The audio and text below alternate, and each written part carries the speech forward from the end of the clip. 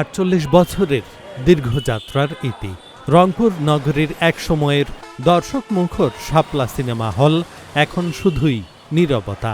যে প্রেক্ষাগৃহের সামনে নতুন সিনেমা মুক্তির দিনে লম্বা লাইন দেখা যেত, সেখানে এখন ঝুলছে বন্ধের ঘোষণা। হল বন্ধের পরপরই দর্শনার্থীদের নানা জল্পনা কল্পনা করতেও দেখা গেছে। তারা বলছেন, আর কি কখনো এই হল চালু হবে না? তবে এভাবেই কি হারিয়ে যাবে ঐতিহ্যবাহী সিনেমা হল? শনিবার ১ আগস্ট আনুষ্ঠানিকভাবে হলটি বন্ধের সিদ্ধান্ত জানায় কর্তৃপক্ষ। এর মধ্য দিয়ে রংপুর হারালো তার অন্যতম পুরনো ও জনপ্রিয় একটি সিনেমা হল।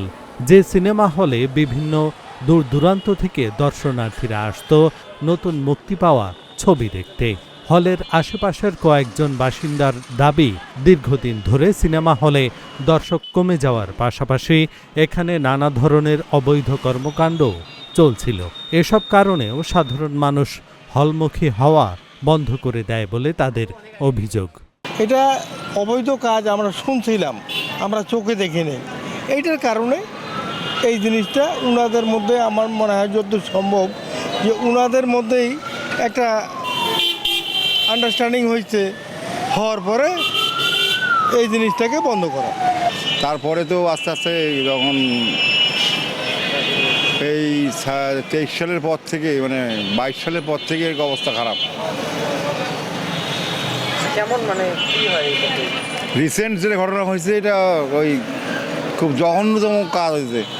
ইতিহাসে এরকম জঘন্যতম কাজ আর আমরা আমাদের লাইফে দেখিনি। তো ছবি ভালো ছিল, এখন মনে করেন এখন তো ছবি ভালো না, মনে করেন এখন ভিডিও মোবাইল বাইরে, এখন ছবি একদম অচল, ছবি এখন চলে না মনে করেন।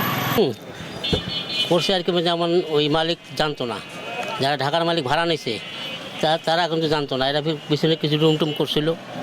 ইদানিং কিন্তু মেলা রকম আমরাও ধরাধরি করছিলাম, এরকম কাম হয় কেন? করতে করতে আরো বেশি করে ফেলাইছে। ভালো ও দর্শকপ্রিয় বাংলা সিনেমার অভাব, ওটিটি প্ল্যাটফর্মের বিস্তার, দর্শক সংকট এবং দীর্ঘদিনের আর্থিক লোকসানের কারণেই শেষ পর্যন্ত হলটি বন্ধ করার কঠিন সিদ্ধান্ত নিতে হয়েছে বলছে মালিকপক্ষ।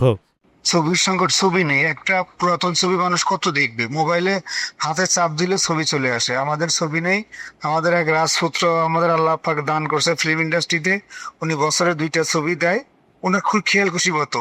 বাকি বছর বসে থাকে। এখন ছবির শূন্যতায় একটা পর্যায়ে ধরেন আমরা যারা হল পরিচালনা করি, আমার এই হল সহ আরো 10টা হল আছে, তো এই ছবির শূন্যতায় ছবি না থাকার কারণে ঠিক মতো স্টাফদের বেতন ভাতা, মেনটেনেন্স খরচ, তারপরে ভাড়া বহুত কিছু দিতে পারিনি টাইম মতো। আশা বছরকে বছর লস করি। ঈদের মধ্যে পচা ছবি নিয়ে আসছে। গত ঈদে আপনি শুনে থাকবেন যে রকস্টার নাম করে একটা ছবি বানাইছে, ওটা সাকিবের ইতিহাসে আপনার স্টার হওয়ার পরে সর্বনিকৃষ্ট ছবি বানাইছিলেন উনি। তো এই ছবি দিয়ে তো ঈদ পার করার আগে 2 ঈদে 2 বড় ছবি আসতো, সারা বছর টেনে চালাইতে পারতাম। এখন ঈদের মধ্যে যে ছবি দেয় ওটা মান সম্পন্ন ছবি না। আর আমরা আগে আমাদের দেশের ছবির সংকট থাকে, পার্শ্ববর্তী দেশ থেকে একসাথে আমরা ছবি সরকারের পারমিশন নিয়ে আমরা চালাইতাম, সেটাও বন্ধ। আমাদের ছবির উৎপাদনও বন্ধ। এটা আমার প্রাথমিক প্রথম স্টেজ একটা বন্ধ করলাম। পর্যায়ক্রমে যদি আমরা ছবি না পাই, সরকার হোক বা ডিসি হোক, যদি আমাদের ছবি সরবরাহ না করে, পর্যায়ক্রমে বাকি হলগুলো বন্ধ হয়ে যাবে। শুধু আমার না, আমি শহর বাংলাদেশে যত সিনেমা হল আছে সবগুলো বন্ধ হয়ে যাবে। একসময় ঈদ ও নতুন সিনেমা মুক্তি পেলেই দর্শকে ভরে উঠত রংপুরের শাপলা সিনেমা হল। পরিবার পরিজন নিয়ে সিনেমা দেখার প্রিয় ঠিকানা ছিল এটি। হলটি বন্ধ হয়ে যাওয়ায় রংপুরবাসীর কাছে রয়ে গেল শুধু স্মৃতি আর nostalgia. Dhaka journal, news desk.